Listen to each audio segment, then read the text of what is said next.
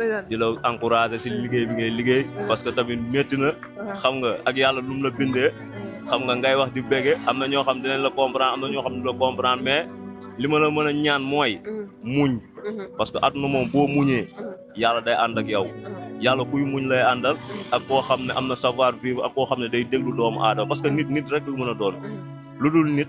mënoo doon leneen te yàlla moo sàkk doomu aadama def ko lu ko neexee kon nag yow li la yàlla bindee li ma lay ñaan mooy yàlla may la gudd fan ak wér gu yaram xam nga taxawal la dëgëral la may la xolu muñ tamit da nga xam ne nit ñi yamuñu ak lépp liggéey boo mënti def na nga ci ànd ak fulla fayda jom te xam ne yàllaa yor ñëpp mooy motal mooy motali waaw. heure bi heure dog le mu jot ngeen nekk bi di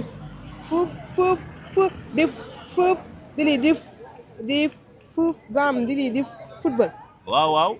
koor gi daal ni ñu koy dundee moom mooy alhamdulilah rek gannaaw dugg na si alhamdulilah bëgg see génn xam nga rek